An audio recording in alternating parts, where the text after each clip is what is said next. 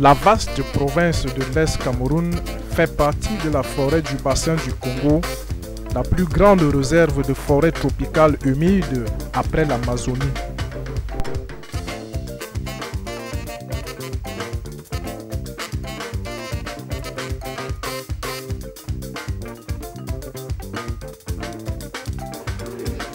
Le bois constitue la deuxième source de revenus du Cameroun après le pétrole.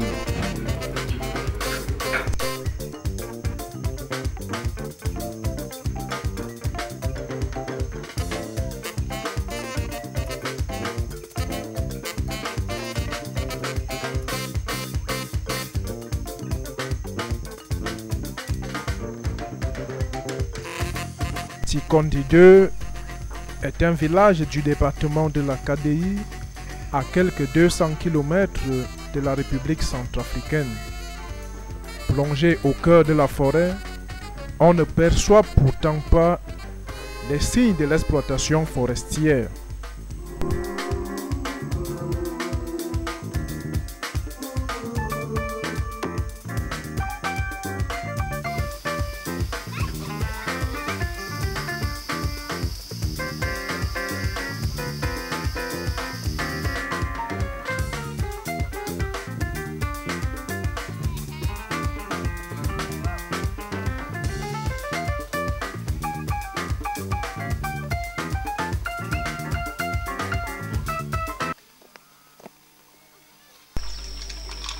La journée commence sous le hangar.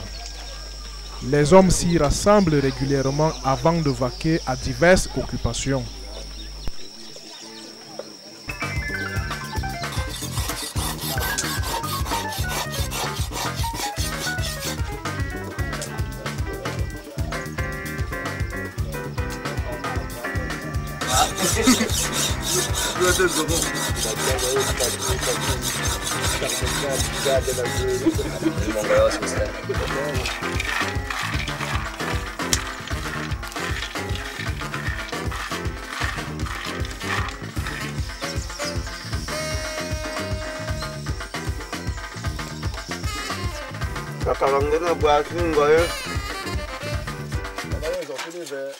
L'économie locale est basée sur une agriculture de subsistance où la culture du manioc et de la banane plantain occupe une place de choix.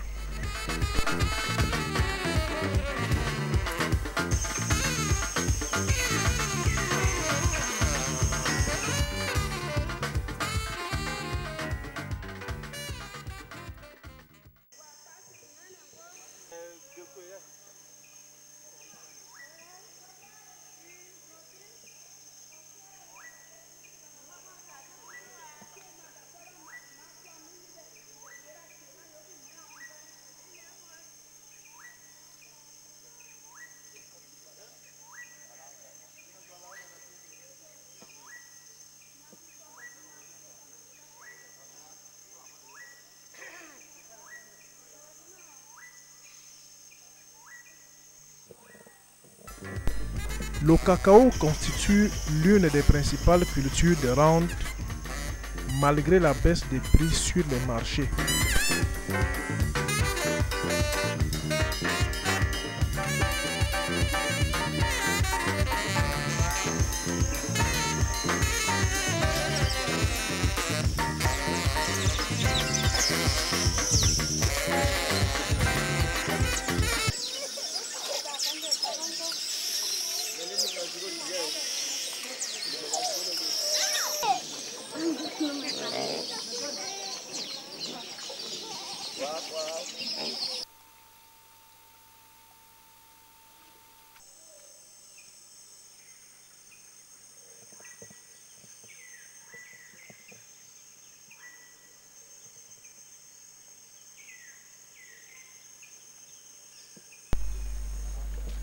La chasse et la pêche sont pratiquées essentiellement pour les besoins alimentaires locaux.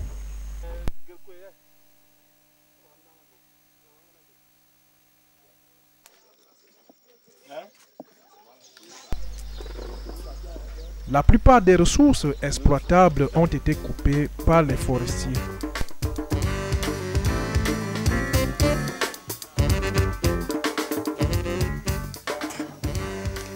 l'exploitation de cette forêt pour notre région a commencé, je peux croire, depuis 1968, depuis le temps de nos grands-pères. Pour 1 mètre cube de bois, c'était 1000 francs. Chaque sont confondus. Même si la housse, le dossier, c'était toujours 1000 francs par mètre cube. Donc si vraiment une bille donne même 50 mètres cubes, vous avez 50 000. Bon, maintenant ils ont arrêté, c'est maintenant par la redevance forestière. Où le gouvernement verse maintenant par trimestre. Oui, ce n'est plus, c'est comme l'ancienne société faisait. Oui. Et on trouve actuellement trop de difficultés à partir de la redevance forestière là. Il y a eu une réunion tenue à Yaoundé en 1994 qui va donc éliminer les mètres cubes par bois qu'on donnait 1000 francs pour maintenant adopter le système de redevance forestière.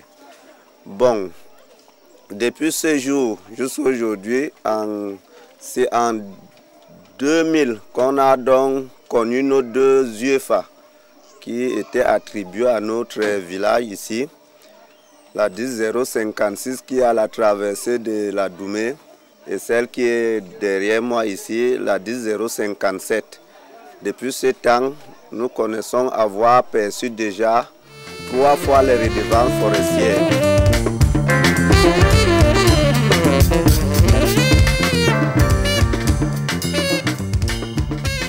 Nous pouvons dire que l'exploitation de ces forêts ne profite pas suffisamment aux populations, puisque nous sommes conseillers depuis 5 ans, c'est le 2e mandat. Je ne crois pas que les populations ont vraiment bénéficié de ces revenus-là. L'essentiel des revenus forestiers doit être orienté, doit être remis aux populations.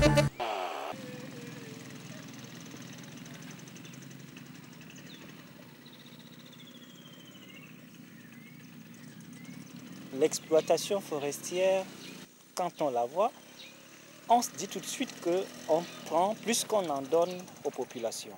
Chacun vit de sa propre misère. Le bois nous profite en quoi? Un chargement de bois, ça s'estime en chiffres. On en a combien par jour, combien par semaine, combien par mois et combien par an. Au bout d'une décennie, on en a combien? C'est de quoi tout au moins bitumer les routes, enclencher un certain processus de développement local. On ne peut pas se déplacer à tout moment. Pendant qu'il pleut, on craint d'aller d'ici Bertois parce que bon, on risque de s'embourber. Et on choisit même déjà des véhicules parce que ce n'est pas tout véhicule qui peut pratiquer cette route-là. En termes d'infrastructure, bon, l'exploitation des forêts ne profite pas. Tout dépend des cahiers de charges. Quand ces sociétés s'implantent, nos aînés qui étaient là n'ont pas suffisamment négocié la part des populations. C'est pour ça que, par exemple, ces exploitants forestiers ne font rien pour entretenir nos routes. Toujours dans le cahier de charges, on n'a pas d'école. Si vous parcourez nos villages, vous allez voir que vous allez faire peut-être 10 villages pour un dispensaire. Or, au moment de l'installation de ces sociétés forestières, le cahier de charges devait être bien négocié.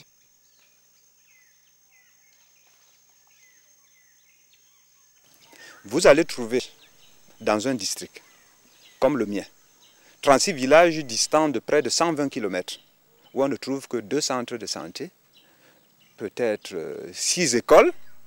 Si je parle école, bon, c'est les termes que les Français nous ont donnés, mais je vous dis, c'est une chose bâtie avec 4 poteaux et puis quelques pailles là-dessus. Les enfants s'asseyent à même le sol pour suivre les cours. Si nous avions par exemple des sociétés effectives de transformation sur place, on aurait fait recours à un directeur de cette société. Lui dire, voilà une préoccupation de la communauté. Nous avions des enfants qui viennent de 120 km, nous avons un collège d'enseignement secondaire que l'État nous a doté. Voilà, nous sommes maintenant butés à un problème de table-banc.